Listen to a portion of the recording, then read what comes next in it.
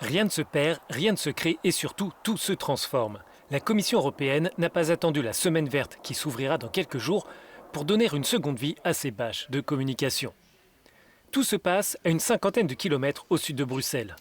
Dans cet atelier, 15 personnes en situation de léger handicap confectionnent des sacs de sport, des sacs pour les courses, mais aussi des sacoches pour vélo.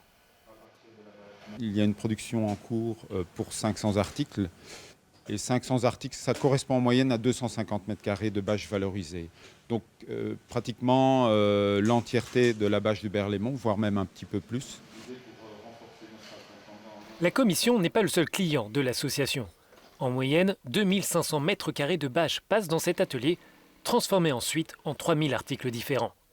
En plus de 10 ans, Design Point a reçu 70 000 mètres carrés de matériel brut, soit l'équivalent de 15 terrains de football. Le travail est toujours fait à la main pour des raisons éthiques, mais aussi techniques. On est dans un concept plutôt de low-tech.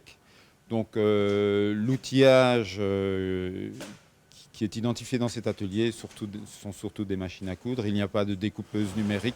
Chaque pièce est découpée à la main, mais il y a aussi un besoin technique qui est de pouvoir découper chaque pièce qui donne naissance à un sac unique. Et donc, toutes les surfaces ne sont pas utilisables sur une bâche. Et il faut pouvoir positionner les gabarits suivant les éléments graphiques du visuel que l'on nous met à disposition.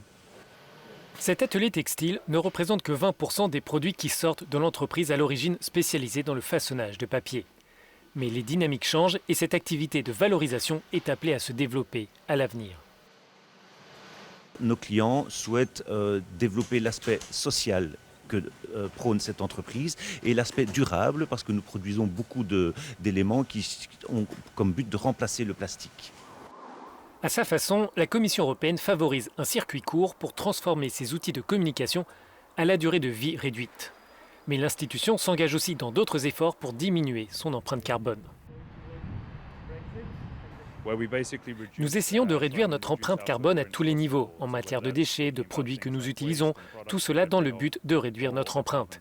Par exemple, l'emploi de papier a diminué de 71% entre 2005 et 2018. Sur la même période, nous avons réduit de plus de 60% la consommation d'énergie dans nos bâtiments. La Commission européenne, en tant qu'institution, veut atteindre la neutralité carbone d'ici 2030.